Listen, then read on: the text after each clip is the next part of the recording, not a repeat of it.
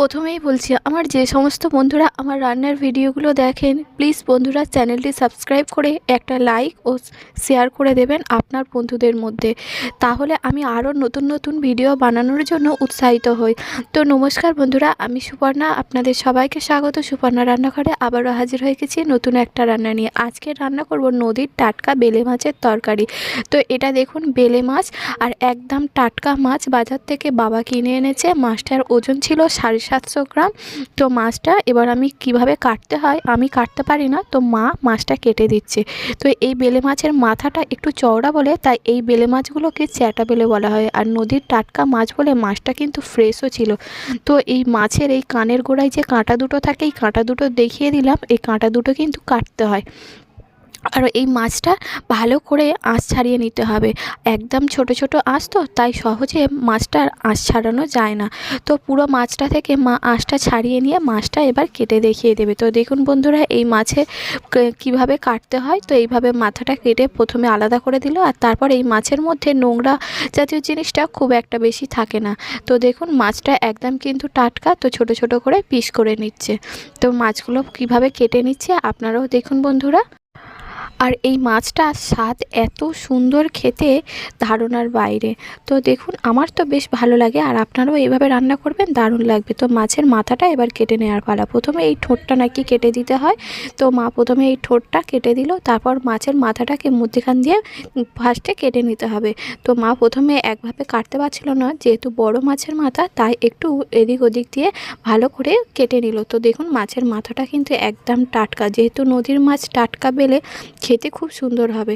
তো মাছটা ভালো করে সব কেটে পরিষ্কার করে নিয়ে এবার নিয়ে নিচ্ছে ধুতে নিয়ে যাবে বলে। তো মাছটা মা ভালো করে ধুয়ে পরিষ্কার করে দিতে এবার এর মধ্যে আমি দিয়ে দিচ্ছি নুন আর হলুদ।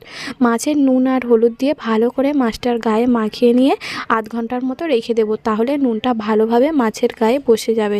একটু এই মাছে নুন মাখিয়ে না রেখে দিলে মাছের গায়ে খুব সহজে নুন বসতে চায় না, আর মাছটা যেন বেস্বাদে হয়ে যায়।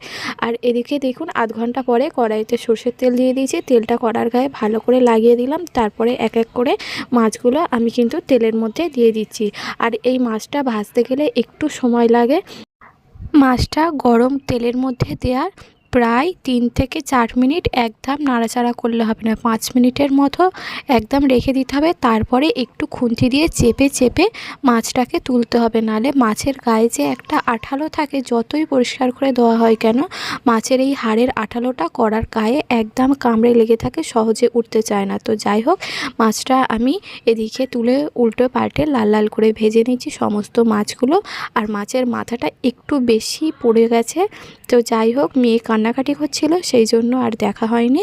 আর এদিকে মাছগুলো ভেজে তুলে নেওয়ার পর মাছের তেলের মধ্যেই দিয়ে দিয়েছি আমি এদিকে কেটে রাখা আলু দিয়ে তরকারিটা করে নেব।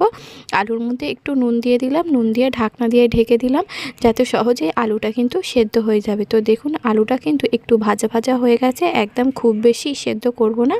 তো এবার আলুর মধ্যে আমি দিয়ে দিচ্ছি কেটে রাখা পেঁয়াজ কুচি। পেঁয়াজটাও দিয়ে একইভাবে নাড়াচাড়া করে নেব আলুর সাথে। পেঁয়াজটা খুব বেশি লাল করে অন্যান্য তরকারির মতো ভাজবো না। তো দেখুন পেঁয়াজটা হালকা লাল হয়ে যেতেই, একটু ভালো করে ভাজা হয়ে যেতে এবার এর মধ্যে দিয়ে দিচ্ছি বেটে রাখা আদা আর রসুন। আর কিছু মশলা কিন্তু আমি দেব না, আদা রসুন দিয়েই করব। আর আপনারা এইভাবে আদা রসুন দিয়ে বেলে মাছের তরকারি করে দেখবেন, খেতে কিন্তু অসাধারণ হয়।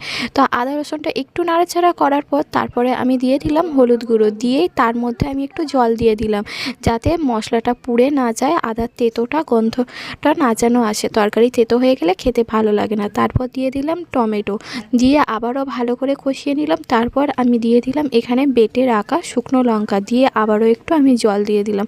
তো আপনারাও মশলা কষানোর সময় এইভাবে একটু জল দিয়ে দিয়ে কষাবেন, তাহলে তরকারির স্বাদ কিন্তু খুব সুন্দর হয়। তো দেখুন পুরো জলটা শুকনো হয়ে গেছে, আর মশলাটাও ভালো করে কষানো হয়ে গেছে। এবার কিন্তু এর মধ্যে আমি দিয়ে দিচ্ছি উষ্ণ গরম জল। ঠান্ডা জল দিলে আলুটা সেদ্ধ হতে চাইবে না সহজে, উষ্ণ গরম জল দিয়েছিলাম। আপনারাও একবার দিয়ে দেখবেন, এতে তরকারির স্বাদও কিন্তু খুব সুন্দর হয়। তো প্রায় 4 থেকে 5 মিনিট ভালো করে তরকারিটা ফুটিয়ে নিয়েছি। আর দেখুন তরকারির তেলও ভেসে উঠেছে। তারপরেই দিয়ে দিলাম ভেজে রাখা মাছগুলো। আর ওই যে বললাম না, মাছের মুড়োটা একটু পুড়ে মতো গেছে। তো সেই যাই হোক, রান্নার স্বাদ কিন্তু দারুণ হয়েছিল। লাস্টে একটু গরম মশলাও দিয়েছিলাম, আপনারাও দিয়ে দেবেন। রেসিপিটি ভালো লাগলে লাইক শেয়ার কমেন্ট করবেন। চ্যানেলে নতুন হলে চ্যানেলটি সাবস্ক্রাইব করে দেবেন।